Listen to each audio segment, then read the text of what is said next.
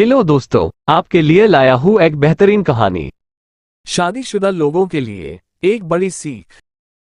आप विवाहित हैं या अविवाहित, ये कहानी सबके लिए है।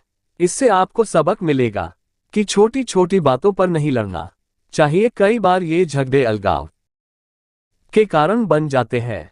तो चलिए अपने कहानी की शुरुआत करते हैं। पत्नी ने न जाने क्या किया था कि पति ने उसे एक के बाद एक कई थप्पड़ जड़ दिए। हमेशा हर सिचुएशन को शांति से हैंडल करने वाली पत्नी भी इस बार इतनी अशांत हो उठी कि उसने अपनी चप्पल ही निकालकर पति की ओर दे फेंकी। चप्पल पति के बालों को छूते हुए निकल गई। ये किस्सा यहीं पर खत्म हो सकता था, मगर पति ने इसे अपनी मर्दानगी का विषय बना लिया और बात बद से बदतर होती चली गई। रिश्तेदारों ने भी आग में घी का काम किया। किसी ने कहा, जो औरत अपने पति को चप्पल से मार सकती है वो ना ही तो वफादार हो सकती है और ना ही पतिव्रता।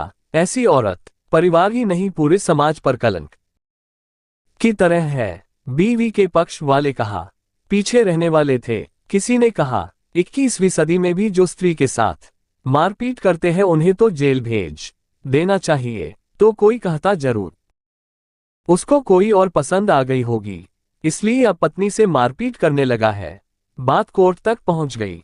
दोनों पक्षों ने एक दूसरे के खिलाफ केस फाइल कर दिया। पति ने चरित्रहीन होने का तो पत्नी ने दहेज और शारीरिक उत्पीड़न का आरोप लगाया। 2 वर्षों से अधिक समय के लिए केस चला था।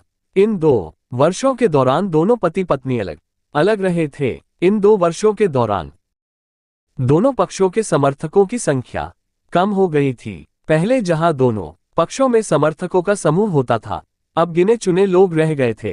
पति और पत्नी दोनों की आर्थिक स्थिति भी इस समय के दौरान नीचे गिर चुकी थी, जिन्हें वो अपना शुभचिंतक समझ रहे थे। पैसों की बात आते ही उन्होंने भी अपना पलड़ा झाड़ लिया था। अगर कोई देने को राजी भी हुआ तो मोटे ब्याज की शर्त पर। आखिरकार वही हुआ जो सब चाहते थे, डाइवोर्स। हर कोई खुश था, दोनों पक्षों के रिश्तेदार, उनके माता पिता और दोनों के वकील। लेकिन 5 साल की सुखद शादी और एक सुंदर बेटी होने के बाद मिले इस डाइवोर्स से पत्नी मूक थी और पति शांत। शायद ये एक इत्तेफाक ही था कि इस खुशी को मनाने के लिए दोनों पक्ष के लोग एक ही चाय की टपरी पर बैठे आमने सामने। इत्तेफाक इसलिए क्योंकि ज्यादातर लोग जो एक दूसरे के विरोध पक्ष को सपोर्ट कर रहे थे वे एक दूसरे को अच्छे से जानते भी नहीं थे। पति पत्नी भी इन सभी से दूर एक दूसरे के सामने मेज पर बैठे। पत्नी ने पति से कहा, आप तो खुश होगे ना, तुम्हारे मन की जो हुई है मुबारक हो। तुम भी तो आज जीत गई हो, मुझसे तलाक तो तुम्हें भी मिल गया है। पति ने कहा, तलाक को तुम जीत का प्रतीक समझते हो? पत्नी ने पूछा। पति चुप रहा। थोड़ी देर की शांति के बाद पति ने कहा, मुझे तुम्हें 5 लाख रुपए अभी और हर महीने 8,000 देने का आदेश है। अभी मेरे पास पैसे नहीं है, इसलिए हमारा मतलब मेरा जो सिटी में फ्लैट है उसे तुम्हारे नाम कर देता हूं। पत्नी बोली, लेकिन उस फ्लैट की कीमत तो 18 लाख की है। हाँ, लेकिन हमारी बेटी तुम्हारे साथ है और आगे जाके उसके खर्चे भी बढ़ेंगे, तुम्हें थोड़ी आसानी होगी। पति ने कहा, नहीं नहीं, मुझे सिर्फ 5 लाख ही देना और तुम हर महीने 8,000 तो देने ही वाले हो। मैं मैनेज कर लूंगी।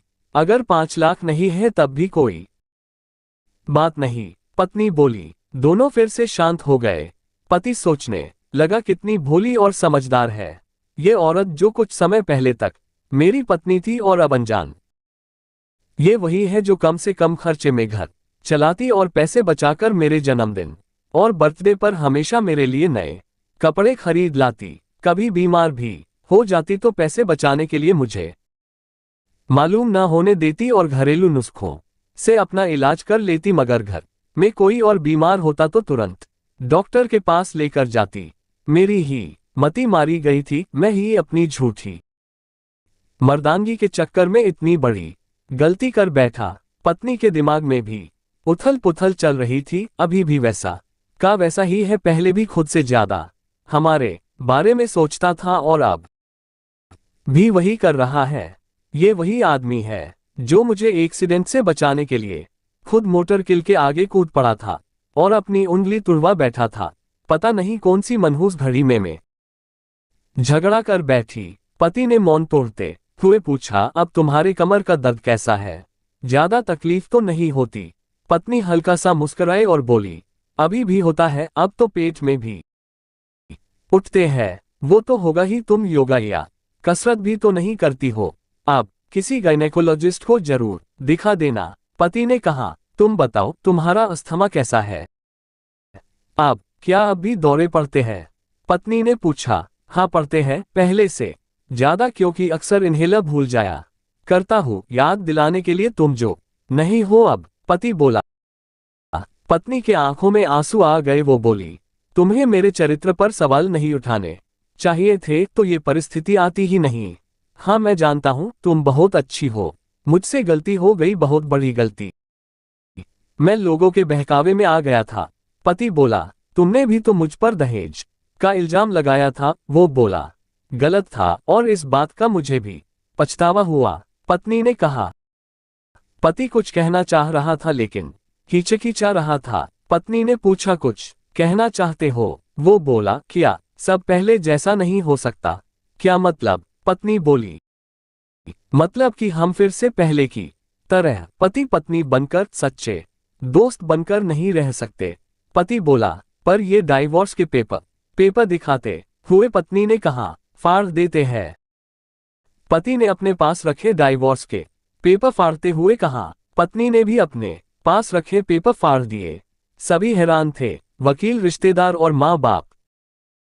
पति पत्नी दोनों एक दूसरे के हाथ में हाथ पकड़े अपने घर की तरफ चले गए।